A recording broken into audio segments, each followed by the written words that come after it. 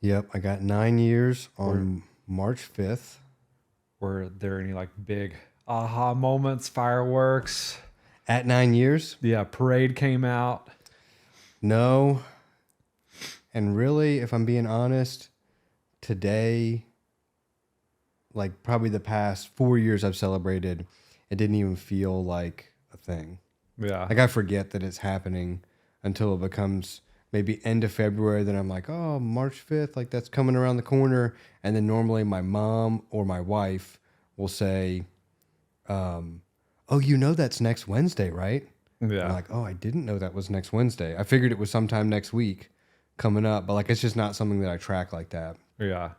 Whereas like obviously the first year is such a big deal. I probably knew what day it landed on 4 months ahead of time For sure. and was already thinking about like, all right, what am I going to say when I get up there?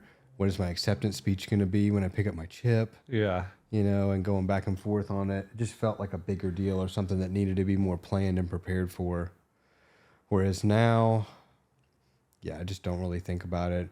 As well as 9, just not really being like 5 felt like a big deal. 1, 2, and 3 felt like a big deal. Yeah. 4 felt like nothing. Did you have moments of like, and go back to earlier sobriety, like 3 months in, or maybe just hit that year mark of like, oh, when I get to a year, I'll have this, or when I get to 3 years, I should have this. Like, did Yeah. you ever match it up with where milestones should be in your life? Yeah. Like, I should be making this much money, or have this job, or have this kind of a relationship. No, nothing like that where like I figured, yeah, when I have 10 years, I'll have this, or when I have 9 years, it'll look like that, or whatever. I think sometimes you compare, like when I probably had like 1 or 2 or 3 years, or even still today, I see someone who has like 20 years or 15 years or 30 years. And I think to some level, like maybe I'll be more like that guy when I have that amount of time, Yeah. like maybe I'll say wise stuff like that, or I'll be as cool, calm, and collected as that person is, like people who I look up to. I hope that I'll be what they are when I get that amount of time. Yeah. But I would say like the biggest thing is that it was funny. I saw this meme the other day that's like, it was a guy looking at a picture of himself. And then that zoomed out and it was a guy looking at a picture of a picture of him looking at himself. Yeah. You know what I mean? Yeah. And so, It's like the tunnel of the same image. yes. But so the first picture said me at 20 looking at myself at 15. And in the picture, he's like laughing at a picture of himself. And then it zooms out to the second one and it's me at 30 looking at myself at 20. Yeah. And so I felt like that throughout sobriety that, at a year, it's like, man, I've really got this thing. Compared to when I had 3 months, like I'm serene, I'm stable, things are great. I've basically made it, I've arrived. But then at, 2 years or 3 years, every year I look back and I look at the past year and I'm like, oof, Yeah. I'm glad that's not the best that I can be. Yeah. As good as it felt at the time, looking back a year before that. So it's like all relative that I think I just try to keep that in mind. Yeah. Yeah. I was same way of like looking into 1 year. I should have all of this figured out. It'll be so easy at that point. And for me, I will say, like the cravings died down the further I got, or the more time in sobriety I had. Cravings and crazy thoughts, all that stuff seemed to diminish a little bit. I don't know if that were the case for you. Yeah, I think it comes and goes, though. I mean, it's definitely way better than in the beginning. Yeah. But like that first 3 months, then 6 months, that was brutal for me. yeah, but I can still have the kind of, interesting thoughts. Yeah. And dreams. Have a dreams. dream that you used and you wake up like, did that just happen? Really Did believe I it. do that? Sometimes even when I go to pick up a chip or like it gets to be the time of like 9 years, 8 years, there's a part of my brain that's like, that's not real. Yeah. Like you don't really have 9 years. Yeah. Like it just can't be. Somewhere along the line, one of those dreams was real. You really did mess up. Yeah. You drank at some point. You just don't remember it. Like just weird kind of self-doubt, almost like imposter syndrome kind of stuff of like, you can't be someone with 9 years. And then the using like the craving stuff. Yeah, is weird. I'll feel like that can like sneak up sometimes, but how I always describe it is in the beginning, if I had a thought that I wanted to use, I might think about that for a day or a week or a month. Like that, just like before I tell anyone, tell on myself, anything. And then I would say the biggest difference today is now I might have a thought, like a crazy thought of like, I'll always think back to maybe 2 years ago. My sister and brother-in-law were coming over for dinner, and they brought a bottle of wine, and they sat it on the counter. And I looked at it, and just in a split second, I mean, it's all of these thoughts happened in rapid succession in probably 1 millisecond. Was like, what if I drank that bottle of wine? No, that's crazy. All right, what if I just like pretended to drink the bottle of wine, didn't swallow it, and then like when everyone's looking at me in horror, spit it out into the sink and laugh. and then it's like, that's crazy. And it's like, I'm not going to touch the bottle of wine. Yeah. So like all these crazy thoughts that happen in just like a millisecond, and then it's over, and it's like my mind and instantly now is like, that's wild. Like you're not going to do that. Yeah. But that still happens. For sure. No, I had the same thing happen. I want to say like 2 years ago. I met my family at a mountain house, a cabin. We were all hanging out together. My 3 sisters were there. And one day they wanted to go to a vineyard, and I went with them because normally I don't have a lot of intrusive thoughts or care for that. But it happened that day. They were like all sitting up at the bar, trying different types of wine. And it was more of this thought of like, I'm kind of missing out. Like I want to be a part of with my family, with my siblings. And so I had this same thing, like, gosh, what if I just go up there and just have one? Like I sample one. And then I was like, that's crazy. That's not really you, David. You don't stop at one. Like, let's look at your history. Let's look at the past. And what does that tell you? And I go ahead and play it out in my head of like, okay, that one turns into now we're sampling multiple. Now we've drank a bottle of wine, and now we could be going to get harder drugs. So quickly say, no, that's crazy. Why are you even going there? Talk yourself out of it. And what I go back to a lot or try to land on is like, where's it benefiting me? Even if I did do that, how does it benefit me? How does it help me progress and move forward in my life? And not that I'm always doing that with everything, whether it be sugar or exercise, but I am, as I'm getting older, trying to keep more and more of a mindset of like, how is this going to help me grow as a person or help me feel better, do better? Just move forward. Yeah. And alcohol would definitely set me back just because of my past relationship with it. What definitely sets you back being an alcoholic. But I feel like even if you weren't an alcoholic, I agree, same thing of like, I don't know how it moves me forward. Yeah. And that's not a condemnation of anyone who drinks, but just for me, like, I don't know how that helps me with anything. But there's plenty of things that I still do, like for sure. Video Teach games their don't own. move me forward in my goals for my life. Yeah. Binging reality TV doesn't do that.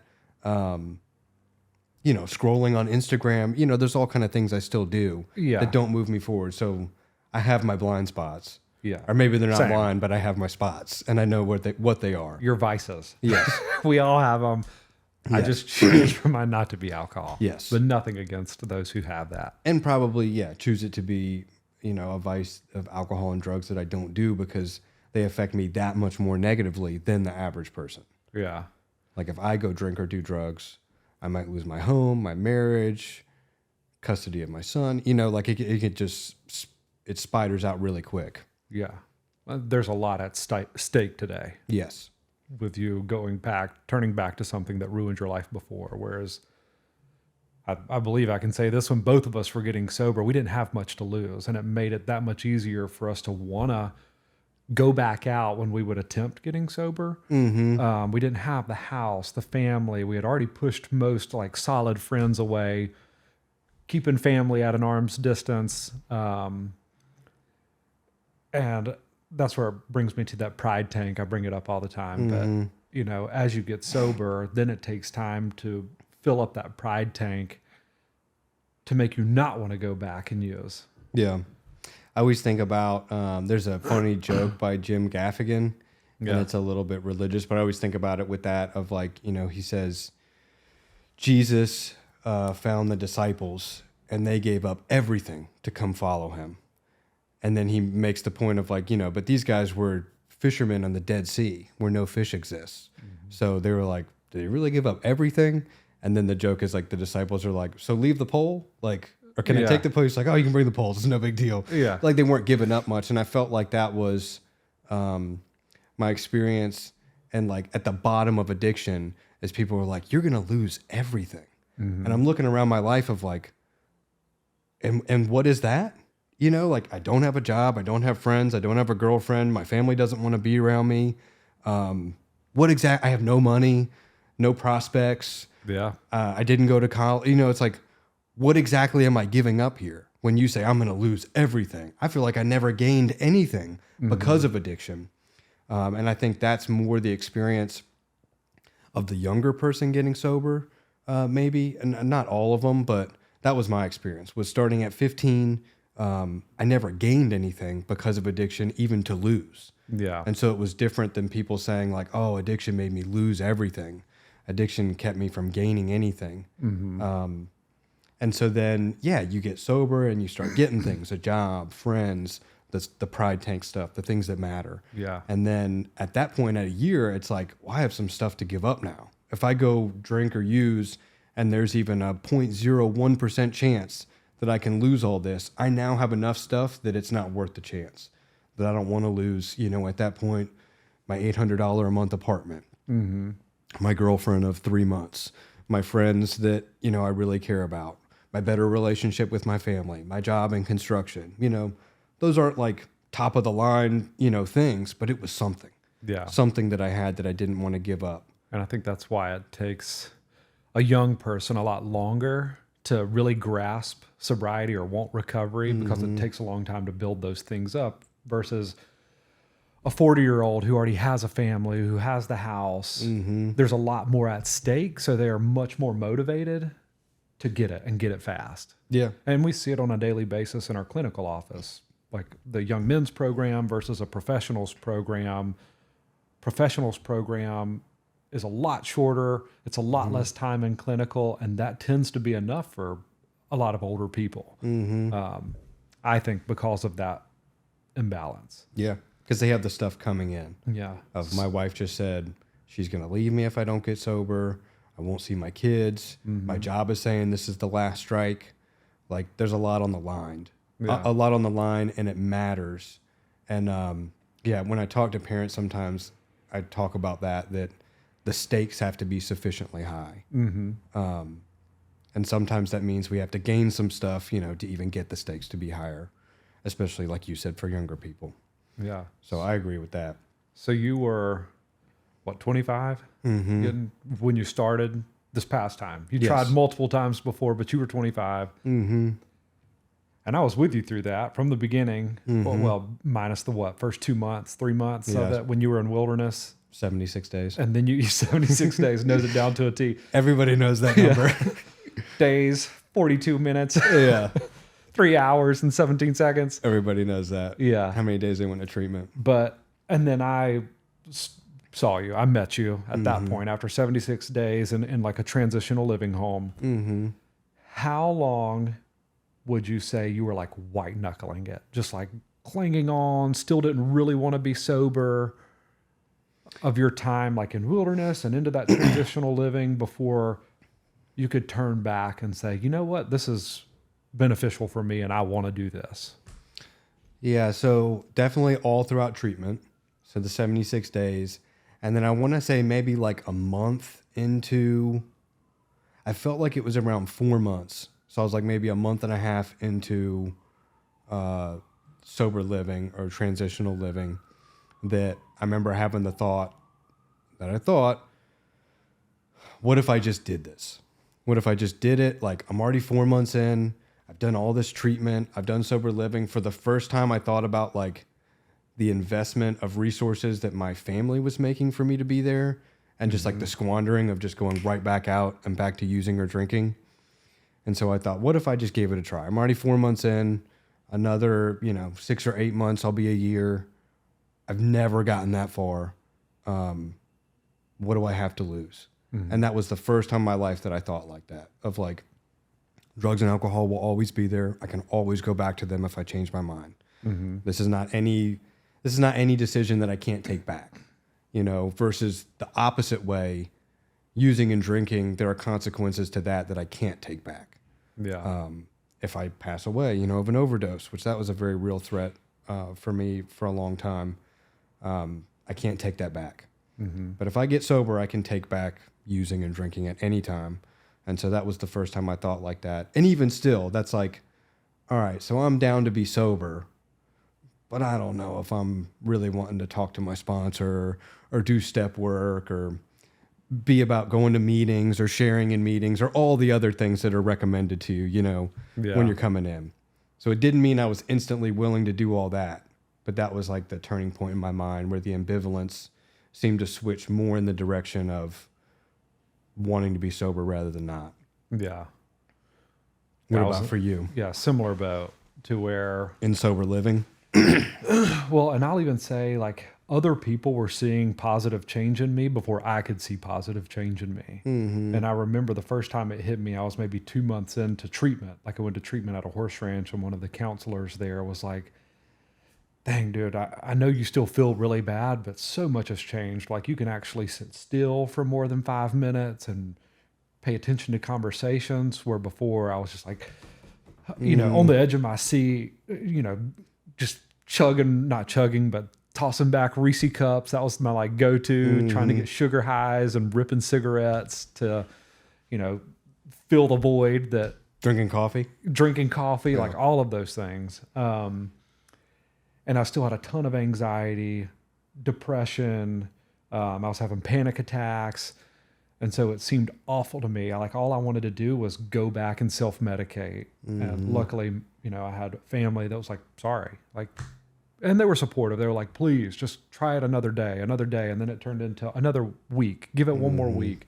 And they kept stretching it out to keep me there. And eventually other people, like I said, told me, dude, we can see all of this progress. Well, I just took their word for it until maybe another month or two. And then I started to feel it. Like, okay, my anxiety is getting much better. I'm not having panic attacks anymore when I go into large crowds or meetings or anything. But still, at that point, wasn't sure if it were worth it until one of the biggest turning points for me was community. And once I got to I went from treatment to a sober living in Asheville that had a bunch of young guys in it who welcomed me with open arms and showed me, hey, we can still do cool stuff. We can go snowboarding, we can go to concerts, and that, came with time. I wasn't allowed to do those things in the first 3-4 months, but then I started to go do fun things with these people and then go out to eat after meetings with a bunch of younger people. And I was like, okay, like other people are doing this. Maybe I can do it. That pride tank slowly started to fill up with community and then a job. And my first few jobs were horrible for me. Like my first one was a package runner for UPS. Yes. My second one was working for a custom home builder, but I was laying footers. Yeah. That was my one and only job, was like getting down in the trenches, in the mud, running rebar, laying footers for homes. And then the third job I ran into was landscaping, which is tough. That's hard work. That's hard work. You're waking up with the sun. I'm like slinging weed eaters around, mowers around, cutting steep hills until sundown. And I even had that job up to my 1 year mark, to where I was like, this was supposed to look a lot different. Like 1 year of recovery, I'm supposed to be like the CEO of a company. I definitely had some false expectations there, but enough things had happened, enough positive things had moved into my life to make it worth it for me to stick with it. It's like at that point, it wasn't worth ruining the relationships I'd built back up with my family. It wasn't worth losing this community, even though some of them were dropping out of my life. Yeah. And that's just the nature of it. When you go into treatment or sober living, you're going to have other people that choose to go back out, or even worse, maybe pass away due to other circumstances or using and drinking. But you see that.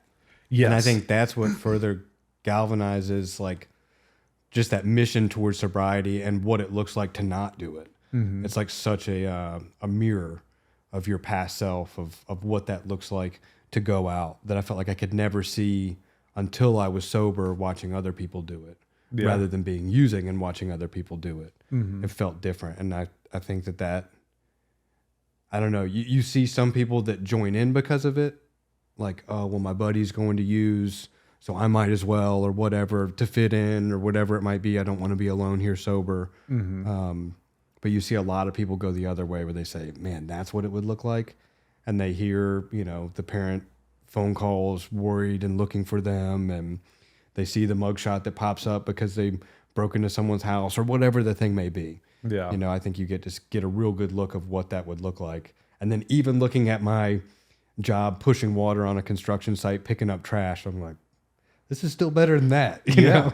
Yeah. And it's crazy how people view it differently. Like, oh, this looks great, this guy going out to get high again, and I kind of want that. And I see that as like your pride tank's not full enough. Like, you don't have enough yet that it's all worth throwing down the drain to go back and do that. Yeah. And I think there does need to be some sort of, most people, when they're going into sobriety or recovery, they're an emotional bottom of some sort, or a physical bottom, whether they lost things, or me, who was just an emotional wreck. I was like a recluse. I was scared of the world. So it was very easy for me to gain some points in my pride tank and start filling that up, because it felt like I had nothing. Like, no people, no community, sisters that didn't really want to talk to me anymore. I wasn't losing like vehicles and homes, but it was a very dark place to be in.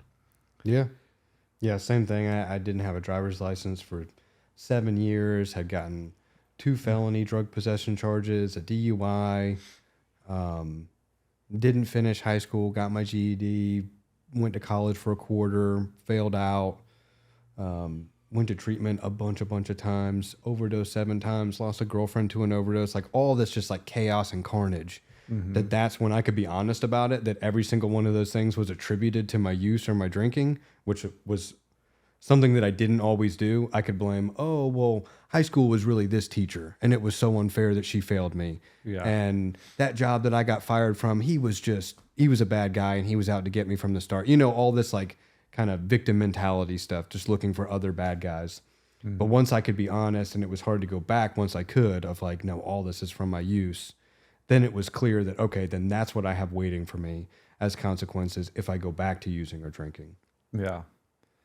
What are your thoughts when, like, a family's calling in, they're looking for services for their younger son or daughter, but they say, but he just doesn't want it yet, or she doesn't really want it yet. I really want it to be their choice. Because when I hear that, I go to like, nobody wants it, you know? And even if that, like, even me, like, I went to my mom and said, I've got to go get help. And I'm probably going to have to go somewhere further away and make it difficult for me to like get back to my resources. But even though I said that, day one, I wanted back out. It was like, never mind, scratch it. This was a new mistake. game plan. Audible, like big mistake.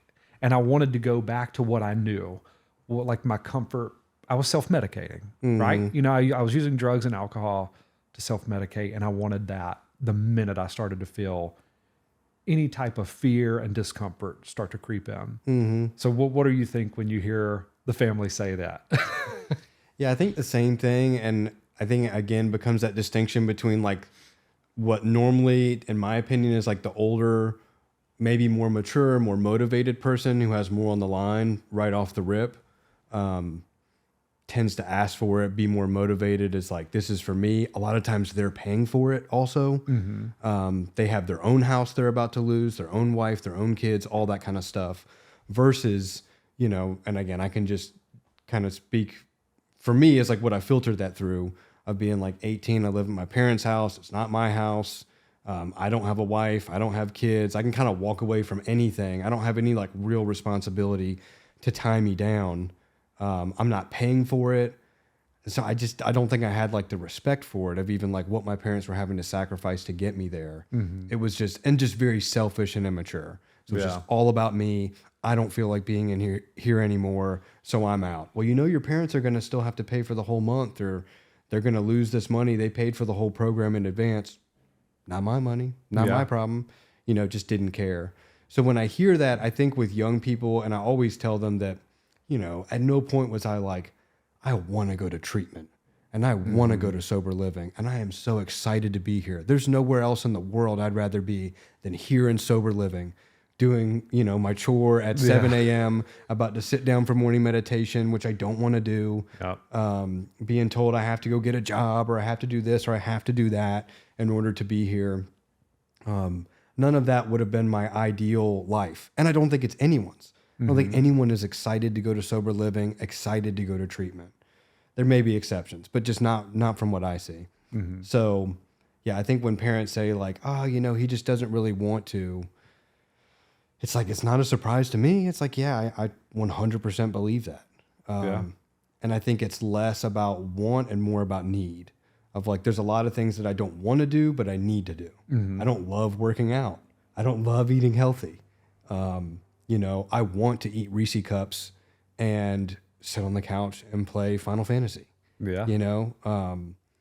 I want to scroll Instagram and just kick back on the couch. Those are things that I want to do. I feel pretty good doing them. But what I need to do is get up off my butt, go to the gym in the morning, get that knocked out, eat better food, not drink, not use, work on myself, try to be honest, keep a network, be accountable, but sometimes those things are painful, uncomfortable things that I don't really want to do. Yeah. So I think it's just less on what I want to do, more what I need to do, especially at a young age of like 18 to 21, where again, I just feel like I was immature, very manipulative. I mean, I could convince my parents of crazy stuff. Yeah. Oh, well, it's really just this reason that I don't want to go to treatment. And, actually in sober livings, everyone there is really getting high and they're all using all the time. It'd be more of a trigger for me to be there than to not. Yeah. It'd be better for me to get sober here in y'all's house. They'll introduce me to harder drugs there. Yes. Yeah. So like I've heard all the excuses because I've heard them all come out of my mouth, you know? So sometimes it's interesting that we all just think we're so unique and smart and come up with all this stuff the same as I did. And people in my treatment centers and sober livings were like, I said all that same stuff 20 years ago. Yeah. And someone told them they said that stuff 20 years before that. Yeah. I will say, even with the older population, it is more rare that they just come in and want it for themselves and want to pay for it. Because even at our facility, you hear a lot of like, there's a spouse in the background saying, you better do this, or we're calling it quits. There's been some sort of ultimatum in most cases. Yeah. Or work is cracking down saying, hey, you're going to be fired. Yeah. Like, you better get it in line or we're done here. I think there's always some of that. There's like there's some got to be a impetus, consequence, or something that is like the catalyst for going to get sober. The good news, I think, is that the younger the person, the more leverage you typically have as a parent or a spouse. Like you said, 18, 19, 20 years old, parents are funding pretty much everything for you at that point, and even putting a roof over your head and maybe even providing transportation to jobs. So you have this leverage point to say, hey, we're not supporting this lifestyle anymore. We're not going to support you in the way that you're choosing to live life. However, we will support you in a life of recovery. So this is what that's going to look like. But to have a plan thought through before you even present that, to know like, this is what the recovery plan could look like. Is it detox, treatment, and then a transition, like a long-term facility? Is it detox, then a long-term facility? That could look like a million different things. Yeah. And I think people, and I totally get it, like feel like that's very coercive. Like I'm almost kind of like forcing my son and he needs to want it on some level and things like that. But I really just see it as boundaries of just what you're willing to accept. And I've never met a parent or a spouse who's finally putting down that line of like, this can't go on in my house, that hasn't had 100 lines in the sand before that, that were nice and we're like, hey, I really don't like when you're drinking in the house. Could you please not do that?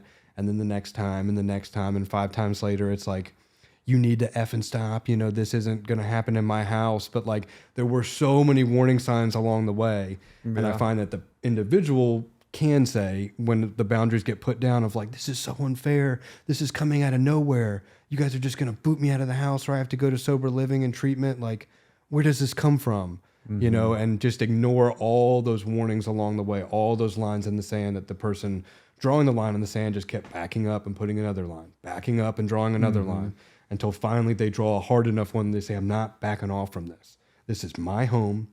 I'm not going to live like this.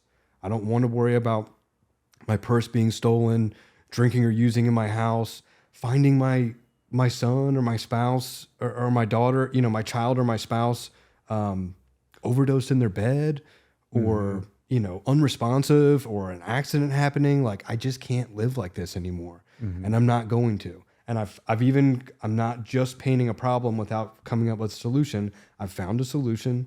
It's going to be this program, treatment, sober living, whatever it may be, IOP, PHP. This is what I'll support, but I can't continue to live like this. And I think every person should have the ability to draw those boundaries and those lines and say what's okay to have in their life and how they want, you know, how they want their house or their home to look. Yeah, I want to touch on something you just said, but you unlocked a key fear for a lot of parents, I think, because I've heard it several times in many different conversations of, well, if I kick my kid out, then they could just go overdose on the street somewhere. And my response to that is, or they could overdose in your home. Like, if you're catering to their addiction, it's going to happen. Like, it could happen regardless, whether it's in your home, out on the streets. So I think the best thing you could do as a family is hold that hard line and say, hey, we're not supporting this lifestyle. And I think it was your mom, who said in a video with us, she was like, hey, I'm giving up help, but I'm never going to give up hope on you. I'm going to love you. I'll never give up hope, but it's time. My help is gone. I'm not supporting this lifestyle. Yeah. And I think when she and your dad made that shift, that's when they really started to pull back and wipe their hands clean of the situation. And I think you have to, you know, even my mom said, you know, I had got to a point where in my prayers every night, she was saying, you know, God, please just like help him, save him, or take him. But I can no longer fight the fight with him. I think that's most families they struggle so much to get to that place where they give up the fight that their kid is bringing them into the ring into the boxing ring, so to speak. Yeah. And I think it comes down to the illusion of control, which I think the individual who's struggling with drugs and alcohol, I certainly struggled with that of like, well, if I just drink past 6 o'clock, X, Y, and Z. If I only smoke weed on the weekends, X, Y, and Z. If I put down the heroin or the crack cocaine and I just do the benzos, then this will happen. Like, it was all these rules and these things that I could control. Yeah. Somewhat, you know, I'd break all the rules that I would make. But if I just do this, this, and that, then it'll all be okay. And so I think that family support, whatever it looks like, has the illusion of control also that, you know, if they're just close by me, I can stop it or I can protect it. I can't stop them from using and drinking, but I can make sure I have Narcan. I can make sure that I go check on them. And I think, that's no way to live. You know, I remember stories of my parents talking about me coming home, you know, messed up, and them coming and checking on me every 30 minutes and like putting their hand over my mouth to make sure I was breathing. You know, like scary stuff like that. That's like, no one should have to live like that. And then B is that you got to be so perfect. And then now it's your fault if they overdose in your house. Like in your mind. Yeah. It's actually not. But in your mind, it's, if only I had checked that 1 hour. Well, how did I not check that 1 hour? And you're talking, I mean, in today's world with fentanyl and trank and, you know, just much like higher potency drugs, I mean, it's sometimes like a minute. Like you barely have any time to react. Yeah. And then one Narcan doesn't work. And so you do two. And 3, 4. And how long does EMS take to get there? And it's just, the stakes are so high. And I just don't think anyone can be that perfect. So that's where I think it becomes the illusion of control, is that if they're just in my house and they have the bedroom down the hall, I can know something's going on and react to it. Yeah. But if they're not, like engaging with any kind of like interface of like recovery, whether that's like meetings or treatment or PHP or whatever it may be, it's not like they're moving closer to sobriety or being clean. You know, they're just like stuck in the addiction. So at least if they go somewhere, they have the chance to move closer to sobriety and being clean. What do you think the number one thing is, or the first big step is that helps someone get clean? Do you think that would be time? Yeah, Like time away from the substances? Yeah, it's like this weird combination that I could never get down in my mind, like what percentage is what, but it's like time and also doing the work. Yeah. You know, because you can do the work for one day and it's not going to result in very much. And you can have a year clean and sober, but haven't done any of the work. And that doesn't look as great, you know? And so I would say maybe time matters more than doing the work, because the more time I have sober, the more potential there is for me to even like want to engage in recovery or be open to that, because it's just going to kind of happen with time. But I mean, the word dry drunk is there for a reason, you know, just time without doing the work isn't always a pretty picture. Yeah. And just doing the work and that's always the classic thing too, is like you do the work for 30 days and it's like, I'm good. I'm unbeatable. I'm invincible. You know, I've totally got this. Just this overconfidence can really kick in. That I do think both matter. I mean, I kind of tend to say almost equally. Yeah. You know, whereas people kind of want to point to one or the other. Have you ever seen statistics of people who join gyms on January the 1st, and then like the rate at which they drop their gym membership after like come February 1st or March? No, I've not seen the statistics, but I can imagine. It's crazy. Yeah. And then I feel that a lot of it is that like you have to, and a person I follow online, they have like 100-day rule that most people just don't do these days, whether it's in your recovery, whether it's with the gym, whether it's with a diet. It gets tough and we want to naturally give up. We want to go back to whatever's comfortable for us. So recovery or not, I think that's a good rule to apply in your life with whatever you're doing. You're starting a new diet, 100 days, and then decide. Then make a decision if it's been beneficial for you, or if it's just too much of a struggle, it's too hard, I need to drop it, or the gym. I'm definitely trying to apply that more in my life, of just giving things a chance. Because if I didn't with my own recovery, there's no telling, I probably wouldn't be here today. Yeah. But somehow, some way, I stayed long enough to give it an honest effort and a chance. Yeah, and I think there can also be like this, like I can struggle with it a lot of like black and white thinking, 0 or 100. So I can do things full on, you know, like I signed up for jujitsu like 2 years ago and I was into it. I mean, I went like 13 times a week. I was going like 5 or 6 a.m. in the morning and then 6 or 7 p.m. at night. And then on Friday, I did like 2 classes back to back at night so I could get a judo class in after. Then I like dialed back and took Tuesdays and Thursdays off and was like cycling in the morning, like 32 miles every morning doing that. And just slowly it just kind of like fades. And like once I miss one class, then it's like, well, now I can't be 100. Yeah. And so if I'm going to be 95, there's something sick in my head that's like, I might as well be 0, you know? Yeah. Like I might as well just not do it. But maybe happen slower than that. Like, oh, now I'll just go Monday, Wednesday, Friday. Yes. Yeah. And now I'm just going to go Mondays and Fridays. And that's like the insidious nature in it, is that it's always kind of this slow progression. And I know there's like this, you know, kind of like meme out there of even like when people relapse, it's like, hey, you know, if I have one sip of alcohol at 8 p.m., it's going to be prostitutes and crack cocaine by 2 a.m. And that's just not my story. You know, like mine is like, I'll have one drink that night and then I won't drink the next day. And then the next night I'll think, I had one drink before, I can drink one more. And it'll be this very slow progression that for me is normally around 90 days. 90 days is where it goes from like the one drink, the one toke, the one use, whatever, to fully back to heroin, intravenous needles, you know, like full on back. Yeah. And then wondering at that 90-day mark, like, how did I get here? And it's like very, very slowly. And that's where you almost, you know, I would think about how to boil a frog. Yeah. You know, and you throw him in the boiling water, he's going to jump right out. You put him in room temperature water and slowly crank it up, and he won't know he's boiling by the time he's boiling, and then it's too late. And I think that's always how addiction has felt to me. On the flip end, I feel like that's also how recovery feels to me. Yeah. Where like you were talking about, I didn't see it. You know, I think if you start turning that water down, the frog is probably just as unaware of like these tiny changes of like, is it getting cooler? I don't know. What's going on? Yeah. And then someone's like, yeah, I'm turning the temperature down. Yeah, you're really starting to look a lot different. Like, you know, you're showing up better, this, that. You look different. Yeah. You have a smile more. Like whatever the thing is, people are starting to notice. They see that first because it's so slow and gradual. Same thing with the gym.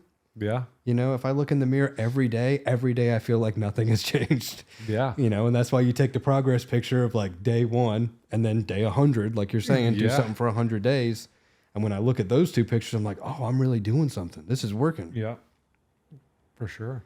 So I So think that's interesting though, because you know, how do you draw that line? Because you're clearly still, me too, not just you, but we have that mentality of where we like dive into stuff and then let it taper off. But we also have a line to where we don't do it with drugs and alcohol, Yes. like the thing that could kill us.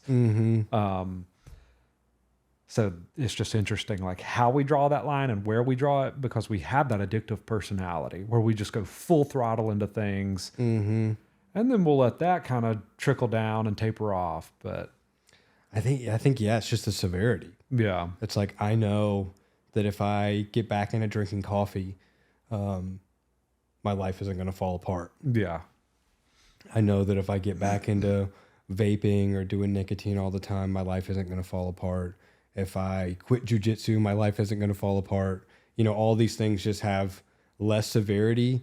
And in some ways, like this feels like a concession to make that maybe isn't like the healthiest way to think about it, but it's like they're like some outlet for dopamine, you know? And so sometimes I do lean more into like shopping or unhealthy food or video games or, you know, these things that give me a little bit of that dopamine hit.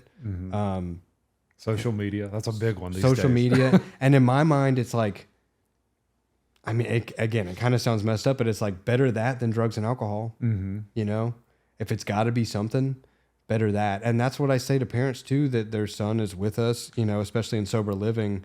They're like, yeah, but he's still vaping. And I just hate that he's vaping. And it's like, he just stopped crystal meth. Yeah, Like, if all he's doing is vaping, we got big wins to celebrate. for sure. And better than that, the bigger, better solution, I feel like long term is your son 1 year from now, if he's still sober and like doing the deal, it's going to be that much easier and that much more of an internal thought for him of maybe I don't need to vape. Maybe I could quit vaping, you know, than when he's actively using and drinking. I don't think anyone's quitting vaping while they're using and drinking like in an addictive, problematic way. Yeah. But as he stays sober longer and longer, you can kind of make these choices for yourself. Where the first year I ripped cigs, ripped vapes, Yeah. smashed caffeine, would drink like 2 energy drinks back to back so I could be like super hyped up, you know, took my trazodone at night to sleep and would like stay up a little bit of like, I can kind of like get a little feel like there were like all these little like kind of like cheat things, you know, Yeah. that I'm not proud of, but I mean, they are what they are. And then at some point, you know, staying sober longer and longer, I got to think for myself and be like, I don't know if I want to slam 2 energy drinks back to back. Like that kind of seems unhealthy and bad, you know? And it's like, where did that thought come from? From the combination of time and doing the work.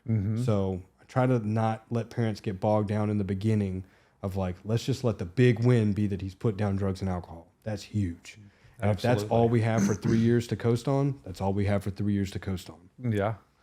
Yeah, it's almost the same as like a body in motion stays in motion. A body that's set to like healthier behaviors will continue to want to get healthier. Yes. And that was the case with me. I may not have given up nicotine when my mom would have liked to see me give up nicotine, but it eventually happened. You know, it just it took years after for me. Years after getting sober from drugs and alcohol before I gave up nicotine. Sugar and caffeine, that's still a daily battle. Yeah. I see a brownie and I want it. And they have Right but they have just like the least, and especially I think a lot of it's like immediate severity too, to where like even vaping, it's like, well, when I stop, I notice I can breathe a little better. I'm not as congested. And then, you think about long-term things, heart health, lungs, stuff like that. But the further I can kick the consequence down the road, the less likely I am to like worry a lot about stopping it. So like slamming sugar now, but if I went and got my blood done and they told me I was pre-diabetic, all of a sudden I might think differently about sugar, and it might be closer to the category of like drugs and alcohol. Yeah. But right now it's like I can eat sugar, and maybe I don't like the way I look in the mirror, or I put on some pounds or whatever, but it's not the end of the world. I'm not going to like have a heart attack tomorrow, or at least it doesn't feel like that. Yeah. Where drugs and alcohol feels like, oh no, my life would be screwed like tomorrow. Yeah. Some of those things in certain cases can be detrimental to someone's life, though. And I'm going to go back to the social media thing because, I mean, you could also turn what was a drug alcohol problem into a social media problem that's so bad that you can't keep your mind off of it. Yeah. That's what you want to do all day. You want to dive into that world instead of go get a job or focus on being a good employee or being a good son. So, or same thing with video games or whatever. And I can binge video games sometimes when I really, really get into one. It's like, I'll stay up. I'll just stay up and it'll be worth it. And I'll still get up tomorrow. And my rule is kind of always like, hey, if you want to be a big man at night, you got to be a big man in the morning. Yeah. So if you want to stay up till 3 a.m., no excuses tomorrow when you got to be at work at 9. Like I still got to be there. It took a long time to get there, though, to have that mentality, I would imagine. I don't know, because when I think it really happened. I mean, I even had some of that in just from construction, where it's just like early work times and just kind of no nonsense, no excuses. But even in a lot of like my use, not that I wouldn't call out. I'd call out if I was, in withdrawal or dope sick. But a lot of times, I mean, up using drinking till 2, 3 a.m., would wake up at 7 a.m. the next day to be there at 7:30. It just wasn't something like, it wasn't an option in my mind that I can just not go to work or call out just because I didn't get enough sleep or don't feel like it or whatever. Yeah. And so I think that carried over into sobriety, the same thing, because I also know that I learn from the consequences of my own actions, and that like that internal motivation is the best motivator. And that's what I think we really try to give the guys in the sober living, is that we don't have a bedtime. So you can go to bed at 10. I think that's a good time. Morning meditation's at 8. You can go to bed at 2. You can go to bed at 5. I mean, some guys even stay up all night sometimes. Yeah. I'm really disappointed when they do it. I don't like it, but I know that then you got to go to morning meditation, then chores, meds, breakfast, then over to group, then maybe you go to work after that. And by 7 p.m., you're thinking like, God, today sucked. I am so tired. This whole day has been trash. And it's like, okay, so go to bed earlier. If you can connect the dots and that's the trouble, is that, and I was in that same position as them, where maybe I blame it on someone else of, well, if they didn't have morning meditation at 8, it would have been fine. If my work didn't call me in to work this afternoon, it would have been totally okay. Just trying to blame it on someone else. But when I can turn the mirror on myself and say, okay, it's because I stayed up till 3 a.m. that today sucked. So how about I don't do that tonight? That's like the best learning tool for me. Yeah. It's just people allowing me to have my own consequences so that I can really learn from them, rather than come in and say, hey, Lucas, it's 10 p.m. You need to go to bed now. Because then when I get out on my own after sober living, I'm going to go buck wild because there's nobody there to tell me that. Yeah. So I'm going to think, well, now I can stay up till 2, and I'm going to eat ice cream for breakfast and rip cigs, vapes, and dip at the same time. And, just all this stuff that I feel like is better to learn to moderate and feel the consequences of while you're in sober living and you have some structure and support. Yeah, electronics go hand in hand with that. Like we give electronics from day one. There's no blackout period where they don't have them. And why are they staying up until 5 a.m.? They're scrolling on TikTok or Instagram or whatever. That's what's keeping them up. So it's also good to make that connection. Whereas some parents call in and they say, hey, we don't want them to have electronics. Yeah. But how can you learn how to have control around that if you don't have it in your hands? Yeah. You take it away, the minute they get it, it's off to the races. Yeah. And when do they get it back? Yeah. At what point? Because you got to be able to check your email on your phone for job applications. I think we all pretty heavily rely on maps and GPS on our phones to get around, especially in a new town. You just moved here to Greenville to do sober living. You've never been here before. How do you know where to go? Yeah. Only through maps, Apple Maps or Google Maps, whatever. Being able to keep in communication with like coaches, therapists, stuff like that, text message, phone calls. But it's that double-edged sword. There's all these like healthy, beneficial things, especially in today's world. I mean, we've got supercomputers in our pockets. Yeah, news, Yeah.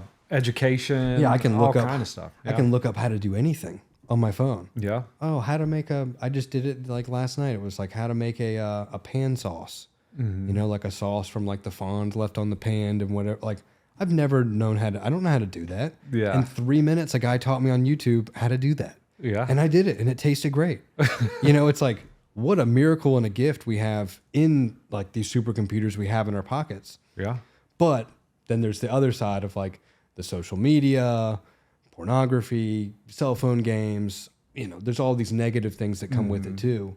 And ultimately it's like, it's on us to learn how to balance those things.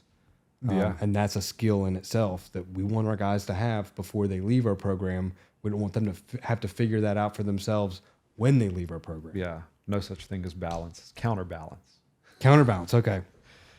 But yeah, I mean, that's one thing that I think doing the work, as you said, taught us is to constantly just kind of keep ourselves in check. Because even once you put the drugs, the alcohol aside, you're going to lean too heavy into things. I mean, we just have that personality. Yeah. So, yeah, it's all in, all gas, no brakes. yeah. If I like something and I'm into it, I'm going to be super into it. And that's like some of the miracle of recovery to me is that I had all that pointed towards drugs and alcohol. If I can point that towards anything, even like remotely healthy, I can start to build like a pretty cool life. Yeah. If it went beyond pan sauce and into just, I'm just obsessed with cooking, and that same obsession and fixation that we have on things, becomes cooking and this pan and that pan and cooking with these vegetables. I'm going to watch this podcast for 3 hours to learn how to do this meal better, whatever the thing may be. Like, it's a pretty healthy direction for it to go in. Yeah. Especially compared to drugs and alcohol. If that was jujitsu or if that was whatever the thing may be. I think the trick is like, I think a lot of times I'm attracted to novelty, and sometimes like starting a thing, I can become like good enough, quick enough that I'm like getting all this dopamine hit from like, man, dude, I watched that 1 3-minute video and I learned how to make a pan sauce and it was good and my wife loved it and it was awesome, and like it's when I hit these plateaus of like, I don't feel like I'm getting better. So now I'm not getting the dopamine hit of like, I'm putting in a small amount of time and getting like a big reward from it of this good tasting thing or feeling of accomplishment. Yeah. I think when I hit those plateaus, that's when I struggle with like, all right, am I really going to stick with it? Or this would be an easy time to say, well, I've learned enough. I'm good on that. This is kind of a random thought that I had, but it goes back to like channeling that energy in a good direction. But there's statistics out there that say if you have ADHD, you're this much more likely to have problems with impulsivity and decision making, and you're this much more likely to have a problem with addiction or substance use disorder. But you're also like 300%, and this is the number that I do know, you're 300% more likely to be an entrepreneur, like someone who can go get things done. So there is this component of, channeling the energy that you were putting into drugs and alcohol into something good, something healthy. And it is. I truly believe it is like a superpower. And I was thinking about that more a couple of weeks ago. I was on a flight, and I noticed that the person in front of me was watching a story about a surfer who had lost their arm while surfing. A shark had taken the surfer's arm, a young girl, and she used it as motivation to like get back on that board and reteach herself how to surf with one arm, and became a phenomenal surfer. And she could have gone to a really dark place after a tragedy like that. And I don't mean to compare, maybe I shouldn't compare addiction to something like that, but instead she channeled that energy into something that meant a lot to her and that was beneficial for her and her health. And then I wondered, what about that component of like a near-death experience? And even that with drugs and alcohol, and how many of us get to that place where even if it's not a near-death experience, we feel that we're at a near-death experience with withdrawals and stuff like that. And when you experience that, how much more of a craving it gives you to want to live. Mm-hmm. I just went to a crazy place with that, but No. I mean, I think that it made so analogy- much sense to me in the moment. That's another huge reason I want to redirect this energy in another direction and see how far I can take it in this positive direction. Mm-hmm. No, I think that analogy works. Yeah. For sure, of just turning like a crisis, a tragedy into a positive thing. And if you want to get real nerdy with it, I love nerdy. Let's get. I was thinking about like the X-Men show, you know, and as a kid watching the cartoon, probably first and foremost, but then even the movies that came out, I think there were 3 of them, like in the 90s, early 2000s. But there's the guy Cyclops. And like when he opens his eyes, at some point as a kid, I think even he like opens his eyes and like these laser beams just shoot out and it's like destructive and destroying all these things and he can't control it. And then like over time he learns how to like control it. And like I think he even gets a certain set of glasses that kind of temper it to where he can control it better. And then it becomes this, you know, at least in the scheme of that show, it's like healthy, good thing that he uses to like fight bad guys and whatever. That then it's not destructive, or it's at least destructive pointed in the right way. You know, if I don't want to destroy other people, but I might want to destroy my goals, you know, or whatever the thing may be. So I think like we can have these things that seem like a curse, but that end up being a gift. And I think addiction is that. Yeah. It's really tough to get, especially like the younger guys that we work with at Greenville Transitions. It's hard to get them to see that hey, we want what's best for you. We want to see you succeed and you to get all of these good things. And you know, they're seeing us as a pain in the ass in the beginning, especially. Big time. And I think that's one of the hardest things is to, you know, get them enough time to get to that place, like we were saying in the beginning of this conversation, to where you can see a positive shift. You can see the change in your life. Yeah, and I think that, you know, it's interesting when I talk to guys on the phone, a lot of times before they come to us, I'll ask them what their goals are. Like, what do you want in life? And normally it's like, man, I'd love to have like a healthy relationship with a woman, like a good girlfriend, like a job that I feel good about, maybe get back into school, not be constantly fighting with my parents, be like financially independent, pay for my own apartment, not have to depend on my parents for that kind of stuff. All good things. Yeah. And I let them kind of run that out. And that's not always the stuff that I get. Sometimes it's, and I want to get high while I'm doing it. no, or it's like I'm going to be a top selling rapper or, you know, something that's just a little out there. That even that we try to support and say like, hey, keep like rapping. That's cool. That's awesome. We love that creative outlet, but let's also get a job as a backup, you know, and just share kind of the numbers with them on that. But so they go through that spiel and they say those things and I get to say, hey dude, good news. We want all that same stuff for you. Yeah. You know, and that's what our program is 100% built on, is to get guys all those things you just listed. So like, it's kind of the perfect fit, you know, like we're or at least we have the exact same goals. As far as what you want and what we want for you. Now, here's where we're going to come into conflict, is that you're kind of stuck in this pattern sometimes of just like sitting on the couch and not getting a job, but all of a sudden a good one's going to fall in your lap. And I'm going to be pushing, no, we're going to get a notebook, keep track of every place you've applied to, apply to 3-5 places per day, spend 1 hour applying to places per day, follow up 3 days later, go on interviews. You know, just do like the work of getting a job. And the good news is if you do that for probably like even just a week in this economy, you're going to have a job. Yeah. But that is different than your plan of just kind of like waiting for one to fall into your lap. So I know that part's going to suck, but both of those things, or at least both of us want for you to have a good job. And my plan will end with you having one, even though you might not like the means to get to the end. But it's going to take a lot of work to get there. Yes. And that's what is so hard to face for a lot of younger guys. And especially, I would say more so in the world today than has ever been, because more and more you're seeing shortcuts to everything. Oh, you want to lose weight? Fat burning pills, surgeries. Like, let's just knock it out next week instead of like putting in the hard work, starting with those first 100 days to see if you're making a difference. Or a diet, instead of eating, and we've even had this conversation, instead of getting my nutrients through the food that I'm eating and the really healthy stuff, which is what you do, I'm more likely to go grab a shake that'll give it all to me at once. It's like, just to make sure I'm getting it, I'm going to chug this Athletic Greens or whatever it is. Yeah. But there's always shortcuts. And as humans, we want them. Yeah. And it not only is it on our society that's moved that way, hate to say it, but it's kind of on parents too. That like, as time has gone on, technology has come out. We have all of these new resources available to us. It makes it easier, I think, as a parent to want to like catch your child if they're falling or if they're ever struggling. And we heard an analogy a while back about the toddler and the slide. And how a parent, the toddler walks over to the slide and they want to get up there, but it's a struggle to get up there to experience the ride down. And the parent comes up and they pick the toddler up and put them at the top of the slide, and they let them experience the joy, but they didn't experience any of the hard work that it took to get that and to receive the pride on the back end.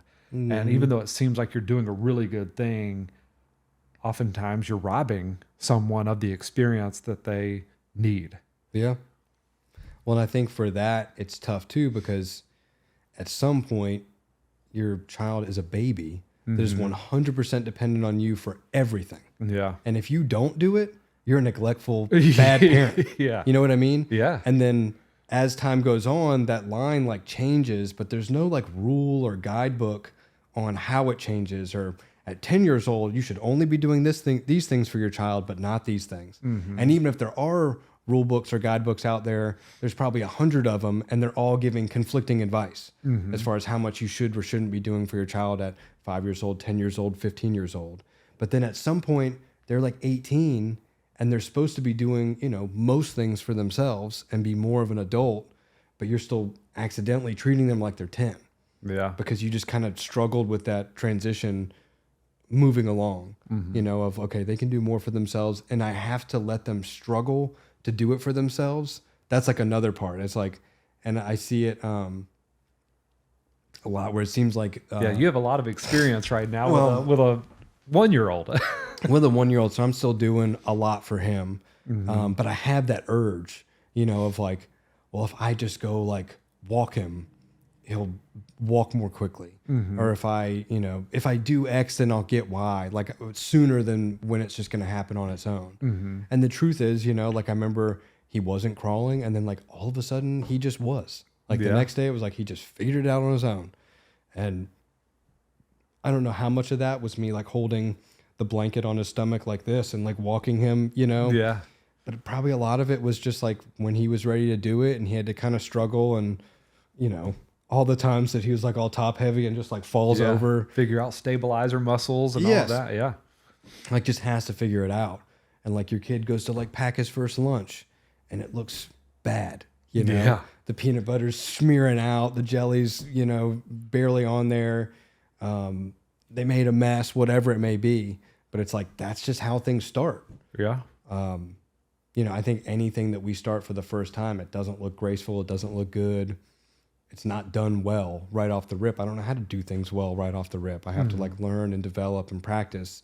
And so I think the point that I try to emphasize is like really changing the verb from like preventing your child from these experiences to robbing them of these experiences.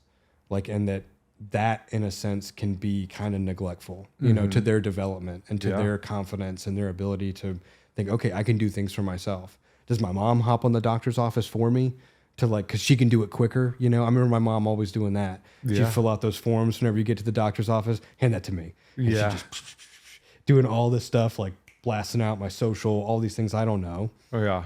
But at some point I got to fill out that form. And I remember getting that form for the first time and being like, what's my social security number? What's my social security number? Does anyone in my family have emphysema? Does anyone have cancer? Like, I don't know these things. Yeah. Did I have a surgery when I was a kid? I don't know. It's important that I know those things, or else I go to the doctor's office and I don't know what to write down. Yeah. And so I think maybe first teaching me and then letting me do it on my own and mess it up, I think is like a really critical, crucial part of growing up. Yeah. Well, one more thing, because I know we've been here talking a while, but well, I feel like one last thing to wrap it up, and we can continue the conversation the next time. But being a program that works with young men specifically, but we also do a lot of family work, do you see any overlapping there of like the guys are doing better when their families are doing this or not doing this? I feel like I've seen a lot of that. Like the guys that do the best in our program are the families that come in with the attitude of like, nope, we don't have all the answers. We want to listen and we want to put the work into. Yeah. So just to get your opinion, like, what do you see with that? Yeah, I think there's definitely a correlation there.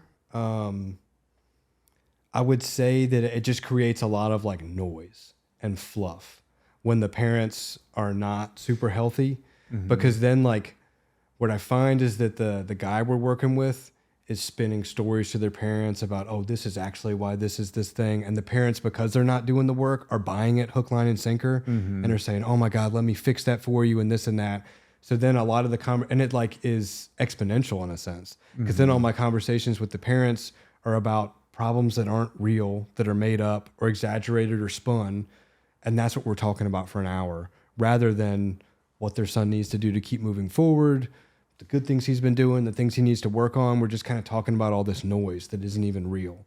And so I find that the better parents are doing, the quicker we can get to the real root issues with a guy that we're working with of like, well, this is what's really going on. Here's the honest truth. And the more willing they are to be honest and transparent when they know that, you know, I always break it down like this of, hey, I want it to be all of us on the same team.